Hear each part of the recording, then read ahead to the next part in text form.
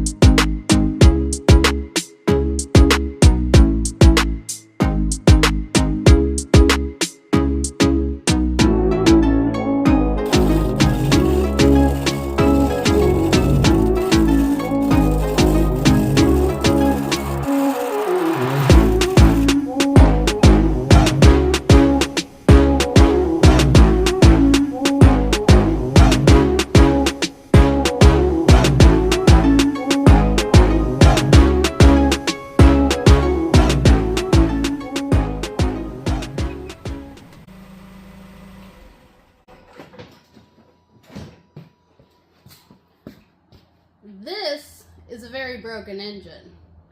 I want to turn this into something we can destruct. Let's see what this thing can handle. So you're probably thinking, Meredith, you're the fixer of engines. Why are you going to destroy this thing? Well, yes, I am, and I want to see every engine live its life to the fullest. However, there is a time and place to stop. And this engine is actually the engine that got dramatically overheated. I had the cylinder head. I've made another video about finding the cracks in that. You can't buy a cylinder head for this thing. I wouldn't be surprised if the block is cracked on this thing. So it's beyond help. Now, there's parts, of course, that, you know, I can preserve and stuff like that. However, the engine itself probably, you know, isn't going to be used again. I certainly couldn't sell it, you know, for anything more than parts. And so it will be a great engine to see what we can get away with. I actually have seen this run.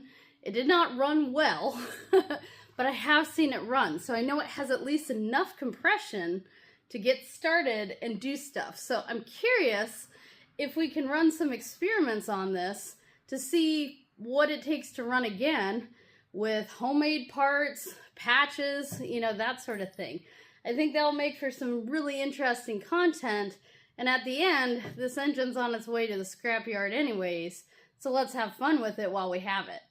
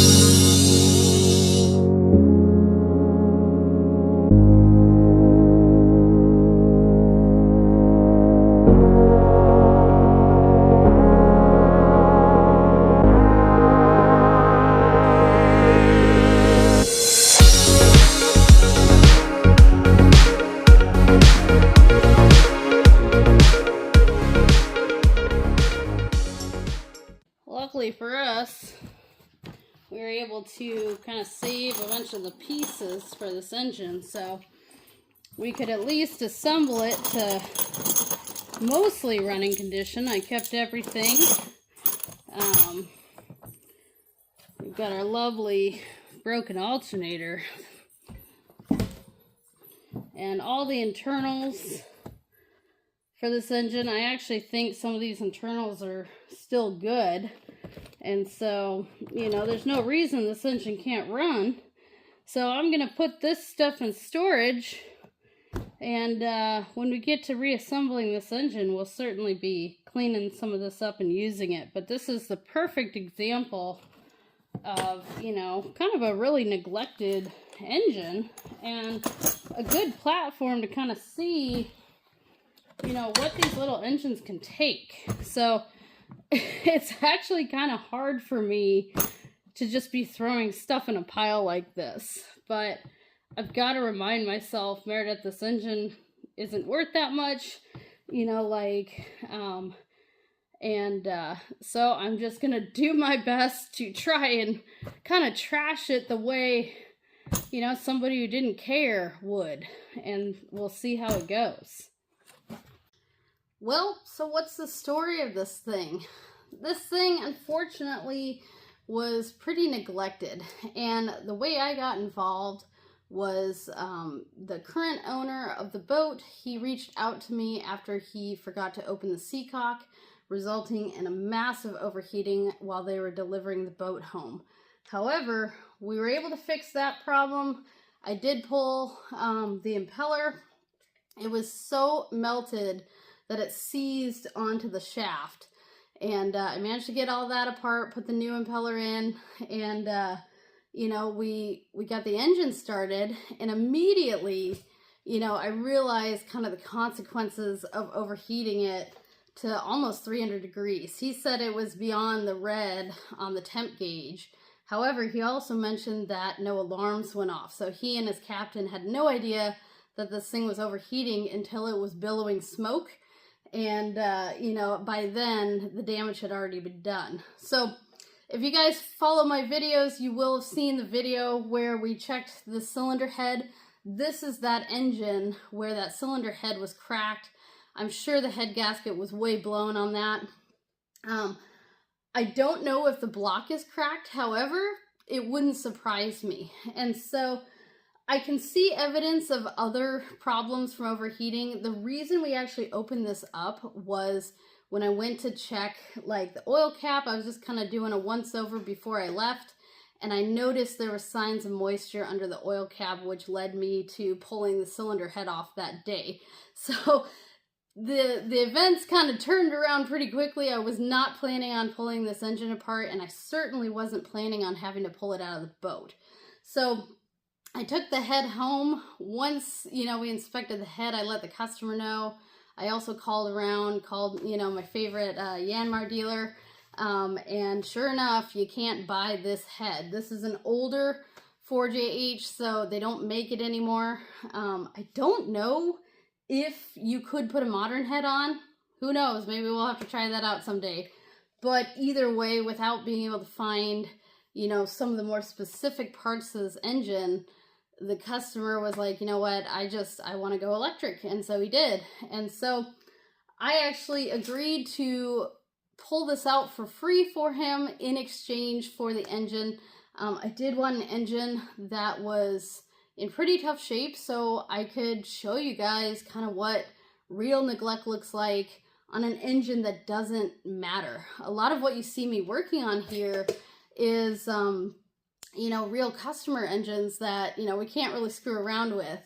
And, you know, that's fine and dandy for teaching with. However, sometimes it's really, really good to see something that, you know, is like really bad, and we don't have to worry about, you know, like making this thing worse. It's already worse. It's not worth reselling.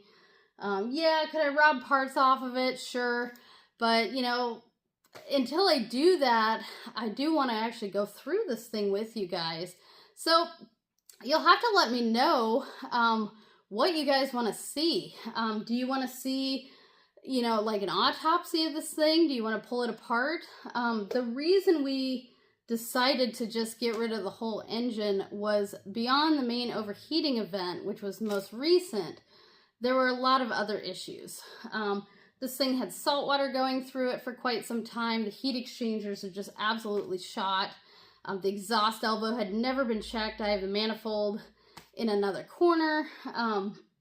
But I do have all of the pieces to this thing, you know, minus, you know, like a new head gasket, and minus a couple injectors, because you guys saw me turn one of the injectors into a compression adapter. So should we get enough pieces to make this thing run and do kind of a series of, you know, what will it take to actually kill this thing once and for all? Or can you put this thing back together with duct tape and band-aids if you're out in the middle of nowhere? Because not every boat owner is going to have all the shop supplies at their disposal. Could you make this run like a normal engine again with really basic things, like, honestly, duct tape? Something like that. Could we make a new head gasket? Could we seal a hole in the block? You know, that sort of thing. Let's see what we can do with this. So if you're interested in seeing more of that, let me know in the comments below. I hope you guys enjoyed this video. I know it's a quick one, but I will be ordering a couple things for this thing just so we can get it reassembled. And you'll have to let me know what you want to see. Thank you guys so much for watching, and I will see you guys in the next video.